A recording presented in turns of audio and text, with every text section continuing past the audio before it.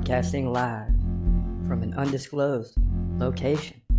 This is the TCMMA podcast with your host, Chris Cross. Whoa!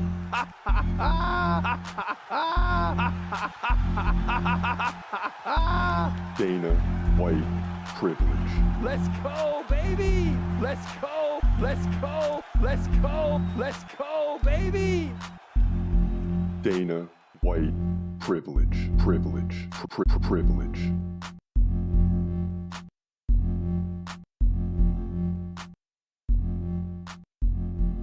What up, what up? This your boy Chris Cross checking in. This is the TC MMA podcast. And we're here today to bring you the full card preview and predictions for UFC Saudi Arabia. Whittaker versus, not Chimaev, but Aliskerov. Whittaker versus Aliskerov. And I know you heard all this last week. Hamza Chimaev is out. In steps Ikram Aliskerov, a guy that's 15-1. And the one loss is against who? Hamza Chimaev. Wow. Oh! Very interesting, right? They get the one guy that is virtually undefeated and only lost to the guy that was removed from the card. Are you serious? Yes, I'm serious. So we're going to get into those predictions here in a moment. Let's scan the UFC news before we get there. First, Conor McGregor breaks silence after being ruled out of UFC 303. He says, very tough to be ruled out of my scheduled return bout. He wrote on Instagram, I picked up an injury prior to the press conference that required more time to heal than was available to me, right? So it has to do with something that doesn't give him 2 weeks, to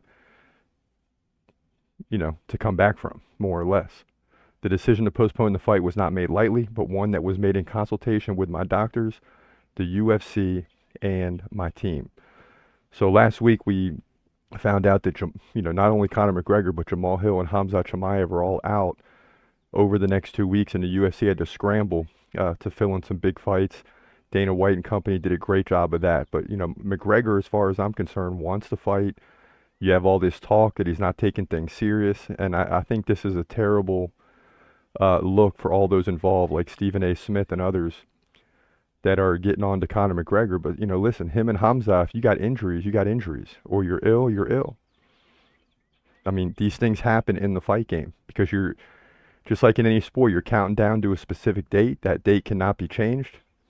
And if it is, the whole fight is canceled up until that time. There's nothing else that can be done. So I don't fault Conor McGregor, Jamal Hill, or Hamza Chimaev. Can't fault any of them. As we continue, Dana White pleased with how UFC booked replacement fights for major events. It's the businessman, is what Dana White is saying. And as we said in a short the other day, Dana White has done a great job with his team filling the void. Getting Aliskerov on short notice is incredible. I mean, he was only fighting the week before. He's supposed to fight this past Saturday.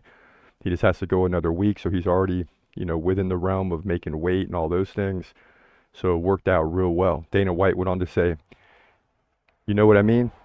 It's effing days away. So for us to put in this guy, Ikram Aliskerov, who is 15-1, he's Muslim, and his only loss is to Hamza Chimaev, and everyone in the division said no to fighting him except Robert Whittaker. I'm very happy with the quality of replacement fights. And again, full credit to Robert Whittaker, who's willing to step in against an unranked opponent in order to fight. He's ever the businessman. He's ever the pro. Not a lot of guys would have done this. They would have just stepped out and waited till later. But Robert Whittaker knows he went through training camp, fighting or preparing specifically, as he said last week, for Hamza Chimaev and his style. Now has to fight a guy that might have a different fighting style, or at least slightly different. So, we'll see how his preparation prepares him for this fight. Also, Dana White believes Dwayne "The Rock" Johnson could win an Oscar for the smashing machine in which he plays Mark Kerr. Dana White said, I don't know if you saw it, but he was showing on his Instagram the other day that he messed up his elbow. The Rock will do a great job in this, more or less, paraphrasing. He will nail this role. I know how serious he's taking this. I know who's working with him. And I know how hard he's working on this film. I think this could be an opportunity for The Rock to actually be nominated for an Oscar. And this is a movie that we all got to see. I'm looking forward to this coming out, seeing The Rock in an MMA setting. You know, this is a guy that's known for being strong as can be. And to do a role like this, you also got to get flexible. You also got to learn the moves. You know, you've seen in training footage The Rock working on MMA moves with all-time great fighters. And, you know, I think all of us can't wait for this movie to come out. No doubt. Jamal Hill finally revealed the list of injuries behind UFC 303 withdrawal. Vows to be back soon, and it's no shortage of injuries. 2 tears in my meniscus, he said, sprained my ACL, and a Baker cyst that leaked fluid in the back of my knee, and an infusion in some joints. Wow. There were actually 3 of these. This is only making me hungrier. Be back soon. And, you know, now you're getting into the second level of injuries, right? You had the injury of the Achilles. Then he comes back. It's a fight in against Pereira, which is probably the worst fight to take on somewhat short notice after an injury. But he did it. He got KO'd. And usually the second fight back is when you start to see some gains. And you're not going to see that now because now he's injured again. So who knows how good Jamal Hill will be when he gets back. But we wish him a speedy recovery nonetheless. And if you haven't heard, we're going to get into this topic more as we approach Whittaker versus Aliskerov here in a moment with the predictions. But Israel Adesanya announces UFC 305 title fight against Dricus du Plessis. The sun, enjoy it while it shines, says Adesanya. So we're going to circle back to that. And the rumor is, at least, and I've been sick in bed all day, so please forgive me if I'm wrong, but the rumor is Dana White did a video, and in the background you see UFC 305 Adesanya versus du Plessis, which wouldn't have been announced if Hamzat was fighting. So with that fight out, this fight now seems official. So more on that in a moment. Now, as we work our way into the first fight prediction, we're going to get into multiple predictions here. You got Johnny Walker versus Volkan Oezdemir, and this is going to be a great fight in the light heavyweight division. Johnny Walker's a guy that can beat anyone on any given day, but he's also susceptible to being KO'd. Please believe it, as we've seen before. So let's get into that prediction first and right now. In the light heavyweight division at UFC Saudi Arabia, you got your boy Johnny Walker coming in at 21-8. The Brazilian takes on Volkan Oezdemir, who comes in at 19-7. Johnny Walker really tall, right? At 6'6", he's 4 inches taller than Volkan. He's 32, Volkan's 34. Johnny Walker has a 7-inch reach advantage. Both guys stand right-handed. Now the differences, Volkan is more active on the feet, 4.6 significant strikes per minute to 3.8. So that equates to about 10 significant strikes over the course of the fight. Neither guy are really looking to land takedowns. They get one like every 5 or 6 rounds. So far it looks like Volkan in terms of the numbers. Now Johnny Walker has lost to Magomed Ankalaev by second round KO in his last fight. The previous fight against Ankalaev was a no contest. Before that he beat Anthony Smith by decision, Paul Craig by KO, and Ian Cutelaba by submission. So Johnny Walker's a hard guy to figure out. It really depends on who shows up for him that night. If it's his best self, he can beat anybody.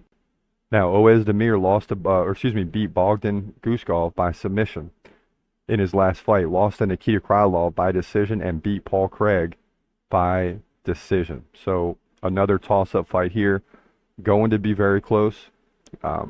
But I'm going to lean towards Johnny Walker to win this fight.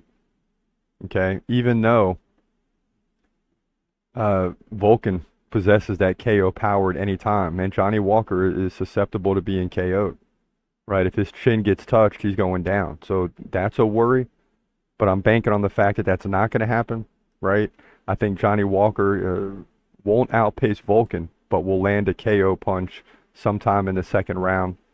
If I had to isolate it to a round, it would be the second round. But one way or the other, Johnny Walker's going to pull this thing out. He's got to. He needs a win here.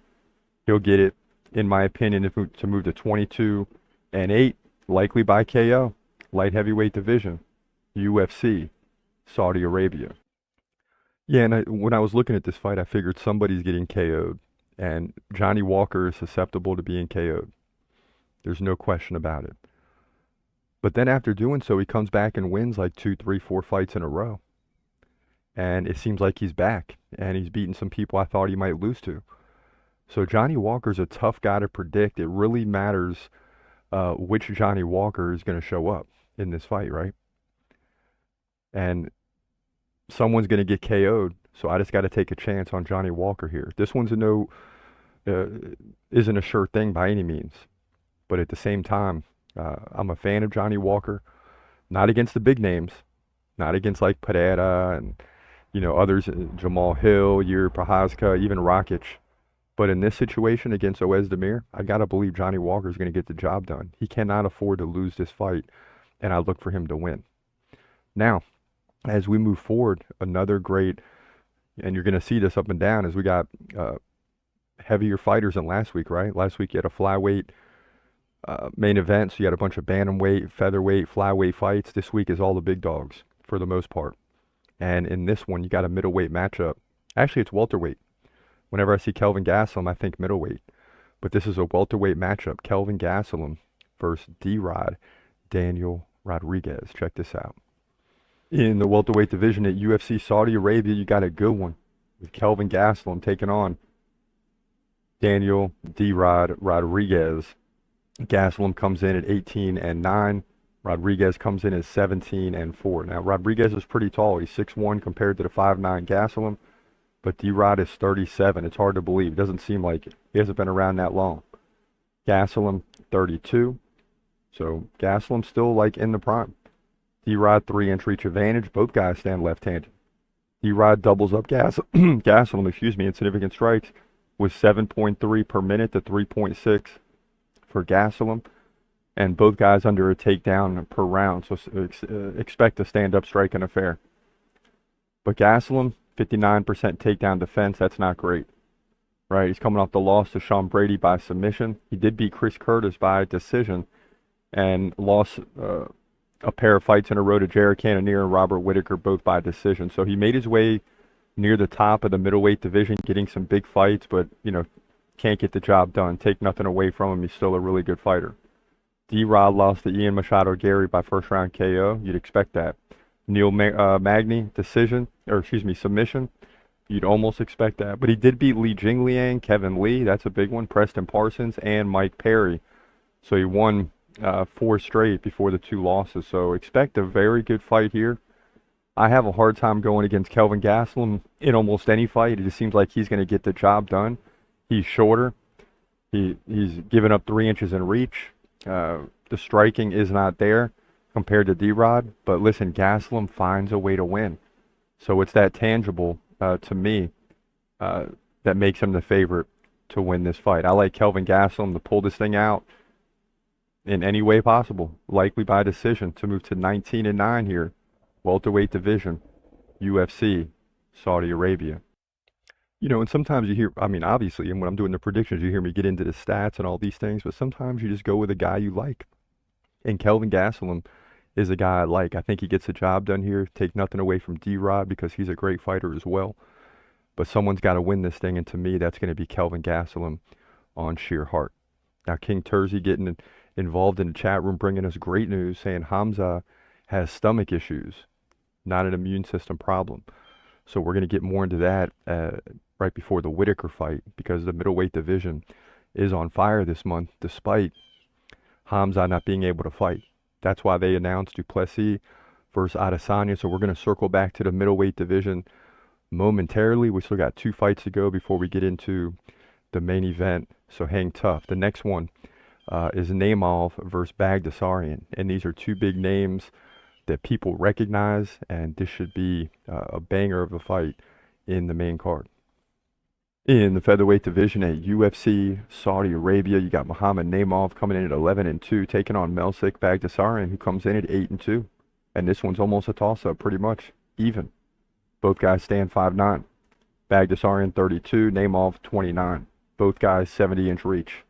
Naimov fights right-handed, Bagdasaryan stands left-handed. Opposite stance, look out for the leg kicks. Naimov, 3.3 significant strikes per minute. Bagdasaryan, 5.3. So more than 2 per minute. That's like 30 over the course of the fight. But Naimov has the equalizer with 2 takedowns over the course of 3 rounds on average. So just shy of 1 per round. Bagdasaryan not trying to get takedowns, trying to finish you on the feet. Naimov 57% takedown defense. That'll be fine here.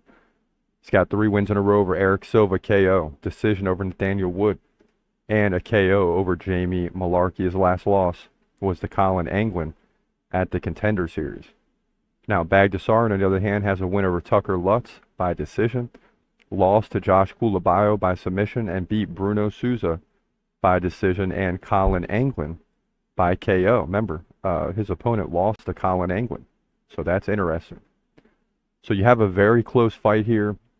It's a toss-up. I hate to go against Naimov, but because of the common opponent, you know, and the fact that they both had just as many fights since the common opponent, and Bagdasaryan is just getting better and better. So is Naimov. But I like Bagdasaryan to win since he KO'd Colin Anglin, and Naimov lost by decision. And let me look at the stats in the Colin Anglin fight. For Bagdasaryan, he led 44-25 in significant strikes. Naimov trailed 88-52. So, yeah. So, unless Naimov can land a couple of takedowns and a lot of control time, which is possible, Bagdasaryan's going to cruise to victory here on the feet to move to 9-2. In my opinion, he will defend those takedowns. You know, he does so 72% of the time, 3 out of 4. So I got to go with Bagdasaryan, who's a slight underdog, to get the win here by decision to move to 9-2, featherweight division, UFC, Saudi Arabia. And I was all ready to go with Naimov when I was going through my normal procedure. I'm like, yeah, I like Naimov to win this fight. He's got better stats slightly. Seems to me like, you know, he has a little more experience in the octagon in terms of the UFC. But then you see the common opponent, Colin Anglin, and he lost to him, and Bagdasaryan beat him. So you look at that one common opponent, and that's a trigger to say, hey, I think Bagdasaryan is going to win this fight. But of course, all these are always tough. In the main card, we tend to do better in the main, well, not this year really. We usually tend to do better in the main card than the prelims, but the last few weeks, man, we've dominated the prelims and struggled like 3-3, 3-2, something like that in the main card, so we'll have to see. So now as we jump into the co-main event, it's going to be a good one in the heavyweight division. Sergey Pavlovich versus Alexander Volkov, who's a tall dude, right? He's 6'7". He causes problems for people because of his height. Doesn't have a long reach, but his height causes problems for people because you got to punch upward. Like an uppercut, you almost got to jump off your feet, right? To catch a 6'7" guy. So let's get into that prediction right now. In the heavyweight division at UFC Saudi Arabia, you got your boy Sergey Pavlovich coming in at 18-2. Hard to believe he's 18-2. Taking on ever the veteran Alexander Volkov, who comes in at 37-10. You got to love this one. Volkov, always the tallest guy, right? 4 inches taller is 6'7". He's 35. Pavlovich 32. But Pavlovich, even though he's 5 inches shorter, has a 4-inch reach advantage. Long wingspan, 84 inches compared to 80 for Volkov. He fights southpaw or left-handed. Volkov fights right-handed. Now, in terms of activity, that leans towards Pavlovich with 8.2 significant strikes per minute to 5.1 for Volkov. Takedown game, almost non-existent. So you're going to get to see a heavyweight striking affair, which is about as good as you can get. Pavlovich, 75% takedown defense. You remember he was KO'd by Tom Aspinall in the first round in his last fight, but before that he ran off a bunch of wins over guys like Curtis Blades. That's a big one, first round KO. Tai Tuivasa, first round KO. Derek Lewis, first round KO. So, you know, he was stopped by Tom Aspinall, but he was on a roll before that. Volkov, 73% takedown defense. So both guys have great takedown defense. Means even more, this fight is going to stay standing. He's got a win over Tai Tuivasa by submission in his last fight. Alexander Romanov, first round KO. Jair Zeno Rosenstrike, first round KO. His last loss was also to Tom Aspinall by submission. So this is one of those matches. I mean, obviously when you got two fighters fight, who's better? But they both lost to a common opponent and win what seems to be like at least 80 to 90% of the time. Even though Pavlovich lost the last fight, I'm going to go with him here. I think he's just a little bit better of a striker than Volkov's. The numbers would indicate that. He's more active. But listen, in a heavyweight fight like this, when it comes to one-punch KO, anything can happen. Anything. But I'm going to lean towards Sergey Pavlovich to get the job done here likely one of these guys is getting KO'd. So I think Pavlovich is going to get the KO over Volkov sometime in their late first, or early second round. Look for that. But one way or the other, in my opinion, Pavlovich wins to move to 19-2 here, heavyweight division, UFC Saudi Arabia. Yeah, so close one here in the heavyweight division. It's just Pavlovich ran into a tough Tom Aspinall, right? That's the only thing, is Tom Aspinall is trending right now. He's looking great. He's got the rematch against Curtis Blades. If he can get that, he's likely fighting for the title for real this time, as he already should be, not Stipe Miocic.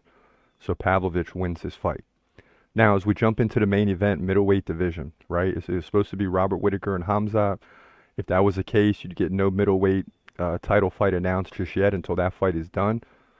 Even though it would likely be Du Plessis versus Adesanya, which would create a problem because Hamza and Strickland would have no fight to take. Strickland's not fighting Hamza. He's not fighting down again. He's only fighting for the title. So now you get this fight announced today, Du Plessis versus Adesanya. Maybe it was on accident. I don't know. But once Dana White posted the video with that in the background, Adesanya felt like he can get on the social media and make the official statement. So it is official. That's the fight for the title. But nonetheless, Whittaker and Aliskerov will create a situation where one of these guys will move into or remain, if you're Whittaker, in the top 5. Right? In the top 5. And that's a Mayvolv, Whittaker or Aliskerov, Sean Strickland, Adesanya, and Du Plessis. Those will be the guys. After this fight's over, the great month of June for middleweight is officially over. And unfortunately, we don't get to see Hamza, as King Terzi told us in the chat room moments ago, that it was stomach issues for Hamza, not an immune system problem. He will be back. It's just tough because he can't fight in the United States, thanks to Biden.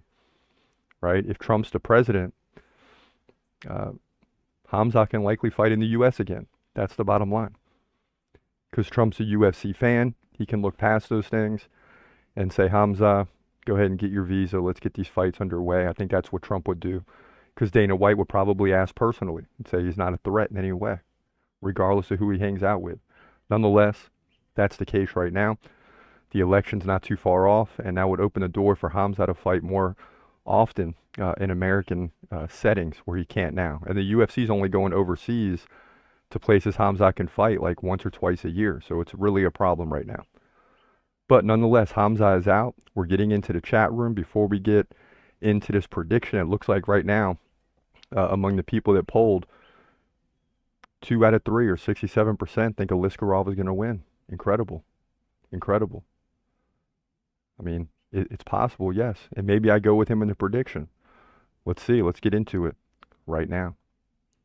In the middleweight division, your main event, new main event at UFC Saudi Arabia. You got Robert Whittaker coming in at 26-7, taking on Ikram Aliskerov, who comes in at 15-1. And by now, we've known this, but you also know that he's only lost to Hamza Chimaev, so rightful replacement for him. Both guys stand 6 feet tall. Whittaker, 2 years older, 33 compared to 31. Both guys in the prime.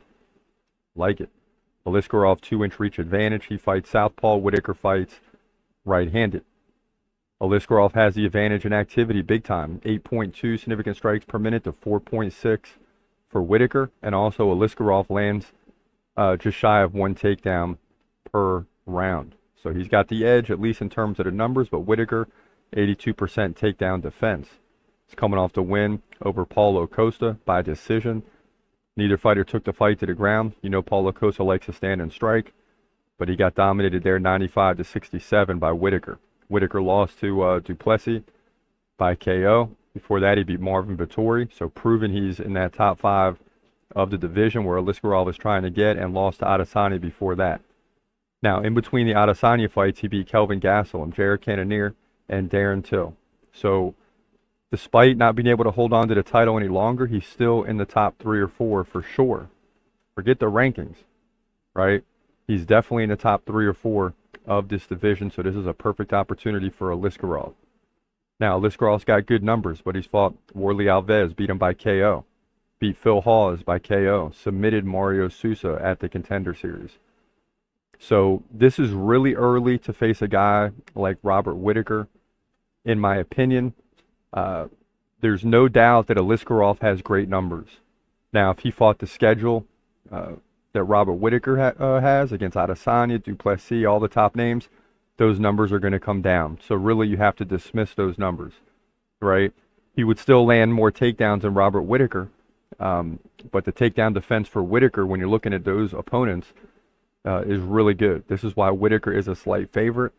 And although, I'll be honest, I'd like to see Aliskerov win this fight and shock everybody and catapult himself into the top 5, which would only prove further that Hamza Chimaev eventually belongs in there if he can get back to 100%. However, Robert Whittaker has the experience in this situation, right? I think Aliskerov is a little early to take this fight. The good news for him, early in his career to take this fight, but the good news for Aliskerov is that he's fresh and he gets the opportunity. And good fighters don't, look past an opportunity like this. They take this fight, and he was training for a fight just a week earlier. So he's primed and ready to go. He's had a solid training camp, just like Whittaker. Now, he wasn't planning on fighting Robert Whittaker. That may, that'll be a negative, but at the same time, he's 100% ready to fight. I just like Robert Whittaker by a little bit just because of the experience. But Aliskerov isn't going anywhere. I look for Robert Whittaker to win this fight just on sheer experience, especially if it goes into the deeper rounds. He wins, in my opinion, likely by decision. It's going to be a close fight, and Aliskerov's going to have 2 good rounds on takedowns. Please believe it. But Whittaker wins, in my opinion, by decision to move to 27-7 here. Middleweight division, your main event at UFC Saudi Arabia. And I'm just taking the best pick in this situation, right? And not only does Whittaker have the experience, if it does go 4 or 5 rounds, he definitely has more experience in that setting. Now, could Aliskerov come in here and finish him in the first round? Sure. Make my prediction wrong? Absolutely. Would not be surprised whatsoever. But when making the pick, I got to go with Robert Whittaker. All day, every day. As we look into the chat room, a lot of stuff going on here. King Terzi saying, am I delusional to think Ikram walks through Whittaker and the Hamza rematches Ikram for the #1 contender fight? Guys, question mark. Seems like Sean's fighting the winner of Dricus Izzy. Yeah, and it seems now with Hamza out, this division is on hold as far as championship fights for a while. Like, we already know what the future is. Regardless of who wins, Sean Strickland gets the next fight because, he lost a split decision to Duplessis. He beat Adesanya. So, yeah, he's next in line. King Terzi again, I don't think they should fast-track Islam to title without Chimaev. He has only pulled out of 1 fight in his career. The 3 Leon fights were the same illness that the UFC rebooked month after month. Yes. Jumbroni says UFC pulls fighters all the time and then make fake stories about why the fights get canceled. They booked Nate versus Hamza to promote the card. Those 2 guys were never going to fight. It's interesting that Jumbroni says that. I didn't think that fight was going to happen either. I mean, I couldn't believe that Hamza gets to #3 and then he's going to have to face an unranked Nate Diaz. It's like they're using Hamza in that situation. Werewolf MMA says Ikram by first round KO. I would not be surprised. Jumbroni, Hamza is UFC Golden Goose. They probably booked him versus Whittaker and then realized they could make something else happen, or this whole thing was to promote the card. MMA weighs in. We just need Hamza back. He apparently had a stomach bug, so it wasn't something autoimmune, according to his manager. Mr. Softy MMA. Sean is fighting Whittaker next if Rob wins. UFC will pay him. However, if Aliskerov wins, they pay in Chimaev heavy for the main slot in Abu Dhabi for the #1 contender fight. Yeah, I can see that. I don't see Sean Strickland fighting down again. And no matter who wins this fight, Strickland will be fighting down. And I don't see that happening. So I think you're going to see, if Aliskerov wins, you're going to see Hamza versus Aliskerov. You got to, right? Aliskerov's in a 2-fight battle here to maintain whatever spot he gets if he beats Whittaker. And now he's 80% in the chat poll, right? 4 out of 5 guys say Aliskerov is going to win, which is incredible, right? Because Whittaker is ever the veteran. He beats everyone in front of him except the title fighters right now. So it's interesting to see the comments in the chat room. This is going to be a great fight. It'll answer some questions in this division. But the bottom line is we just got to get past this fight, and then we can start looking at matchups going forward. But I don't see Sean Strickland fighting Robert Whittaker or Ikram Aliskerov. I think the winner of this fight is kind of on hold for a while, and we'll need another fight to get where they got to get to. If Whittaker wins, he's not fighting Hamza again. Right? That fight was already set up. It didn't happen. He's not going to do it. He's going to start barking up the ladder, and then you're going to have a problem because Strickland's not going to fight him. Who's going to fight Robert Whittaker? Could he get the loser of Izzy and Duplessis? That's very possible as well, as Sean Strickland faces the winner. I think that's the most likely option. Aliskerov wins. He's on the back burner, and we'll fight Hamza. So that's just kind of how it looks going forward. So we kind of have an angle regardless of who wins this fight, but it will certainly be an exceptional fight to watch, and we're all going to find out how good Ikram Aliskerov is. If we got to miss Hamza, which we obviously are, Ikram is not a bad bet. Even though it's early in his career to get a fight like this, it'll be interesting to see what he can do, and it's a great opportunity for him, one that I don't think he'll squander, and he obviously took the fight for a reason because he's preparing to win this thing. That's just my opinion. But listen, I'm sick as a dog. I wanted to get out here and make sure I get this to you. So I knew if I didn't get it done today, I'd be in trouble the next 2 days, because the next 2 days we want to get into the UFC news that usually breaks on Tuesday and Wednesdays. Look for the Duplessis Adesanya prediction coming in short order. And when you look at the do list, right, you're going to see Israel Adesanya at number 8. I don't have Dricus Duplessis up there for some reason. He probably should be, but he's not. So that should lead you to believe that I'm going to take Adesanya, but not so quick. I got to look at the stats. I just know Adesanya, when he's fighting as a contender, fights much better than when he does as the champion for some reason. He's getting to that point in his career where, you know, he's starting to slow down, but when you give him an edge, like he wants to take the title and he really wants to beat Duplessis bad, you're going to get the best version of Adesanya. And I believe that that means he can potentially win this fight. But I got to give the prediction due diligence and really work through all the numbers and things like that, because Duplessis is obviously really good, and we'll see when we get to that prediction. But for now, it's been real. This your boy Chris Cross. I hope you have a great day, and as always, God bless. Peace.